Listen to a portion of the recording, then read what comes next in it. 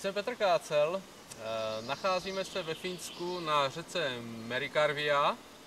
Vtíká do Baltického moře, kde z řeky táhnou pstruzy mostří, stříbrňáci.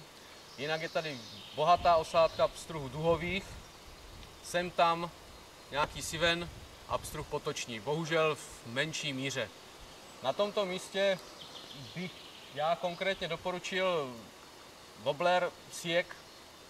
Je to Gulpík model v signální barvě. Voda je zde tmavá, rašelinová, břehy jsou tmavé, i kameny ve vodě působí tmavě. Nám se osvědčilo používat tyto signální barvy, pstruzy reagují velmi agresivně na ně. Dále je to proudná řeka, střední velikosti až větší. Je dobré přidat zátěž i kvůli odhozu a hlavně při tomto slunečném počasí se většina ryb nachází přímo u dna a je potřeba nástrahu dostat úplně ke dnu. Proto zkusíme tento wobbler protáhnout touto peřejnatou částí řeky.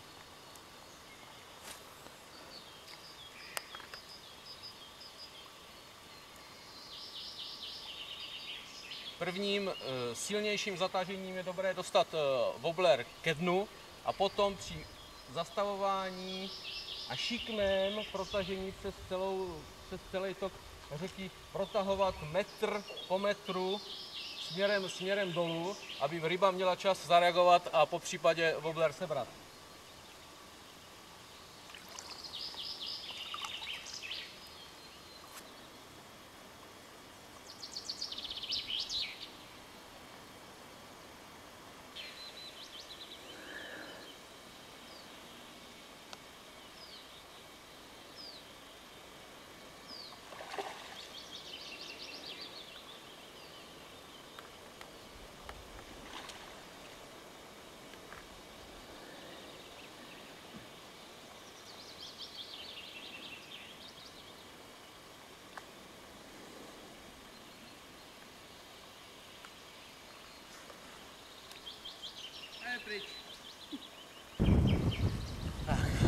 Právě jsme se přesunuli zhruba o 500 metrů proti proudu a narazili jsme na další vhodné místo pro lov pstruhů.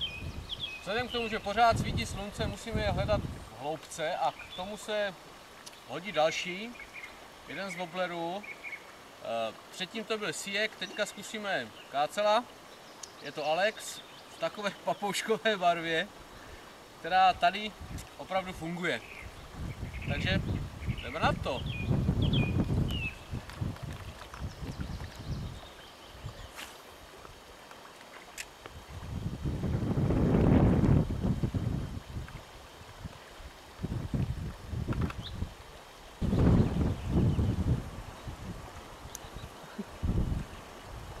Odvážný okounek se vrhl při zkoušení natáčení chodu wobbleru Alex na nástroj. Tak, dalšími wobblery, které by se dali použít na tuhle vodu, jsou od Sieka wobblery Banán. Tyhle velikosti od 6, 5 a 4 cm by byly ideální pro lov místních větších pstruhů. U nás v Česku sandátu, po případě štik.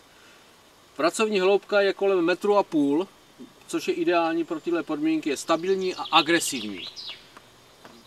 Na tuto vodu konkrétně tato barva by byla ideální u nás pro sandáta. Dále bych na této vodě, co jsme zkoušeli, ve své podstatě dobře fungovalo, je od Kácela malý pin, který se ovšem na této vodě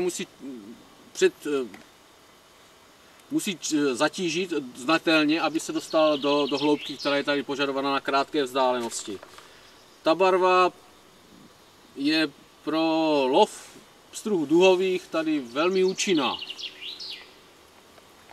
Dále, když jsme u Kácela, tak je to zase pín v takové přirozené barvě. vhodný opravdu od tloušťů u nás po všechny možné dravce, opravdu je stabilní, pracuje zhruba v hloubce asi 1 metru. Samozřejmě záleží na vedení, na rychlosti, na síle silonu a podobně. Podobnou práci vykoná i Alice. Je agresivní, má možná o trošičku nižší noživost jak Alex. Dá se v podstatě tahnout v hloubce od 20 cm až do 1 metru. Je dost agresivní.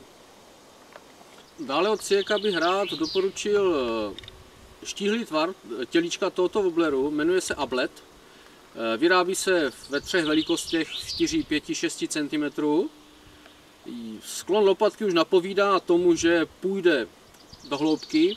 Pracovní hloubka je zhruba od metru do metru a půl. Je agresivní, stabilní na to, že jak je agresivní, je dost stabilní. Tak. Dále k této vodě a k pstruhovce celkově je, teď jsem se chytl sám, tak tyto wobblerky, tato řada, to je vlastně řada, kterou jsme už předváděli, to je Gupík, to je středně potápivý, sklon lopatky zase napovídá, že půjde dolů, ale ne tak moc, jak tento Gupík, který má uchycení v lopatce, je velmi agresivní opravdu, ale stabilní. I v proudy zvládá velice dobře, takže v této barvě tady na této vodě teda nebude určitě nějak atraktivní pro ryby, ale u nás super. Jeden z dalších wobblerků od Sieca je Spinner. Má robustnější tělíčko, opět sklon lopatky určený pro lov na této vodě, čili rychle dosáhnout hloubky a pracovat u dna. Je středně agresivní, už vybavený tvrdšími vanádiovými háčky pro opravdu možnost chycení velkých ryb. Podobných vlastností vlastně jako poslední Sieky, co jsme si řekli, jsou i odkácela Classic a těžší Classic Heavy. Rozdíl je jen v robustnosti tělíčka, potom možnosti odhodu. Štíhlejší, méně zatížený wobbler nemá takovou letovou schopnost, jak těžší Classic Heavy. Pracovní hloubky se pohybují od metru do metru a půl. Samotný Classic má jemnější chod, připomínající takovou oukleječku. Jo.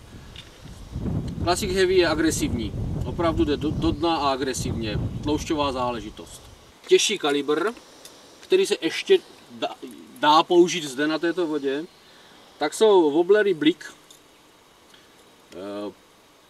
Už podle tvaru těla, tvaru lopatky a uchycení jdou velice hluboko. Je to záležitost pro vychytávání jam a různých děr, krátkých, malých velikostí, ale kde se dostaneme velice rychle do dna.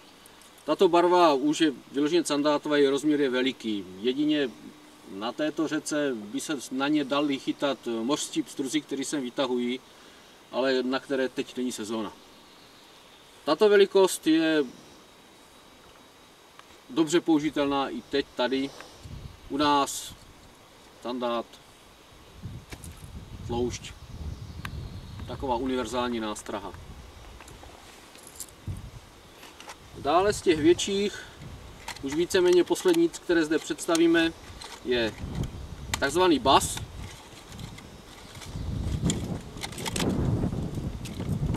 Je to wobbler už větších rozměrů, opět vybavený kvalitními tvrdými háčky vanádiovými. Opět se potápí asi do hloubky 1,5 až 2 metrů, dá se říct. Opět záleží na způsobu vedení, jak napovídá ta lopatka, opravdu jde dolů. Dá se s ním pracovat i v hloubce 3/4 i půl metru.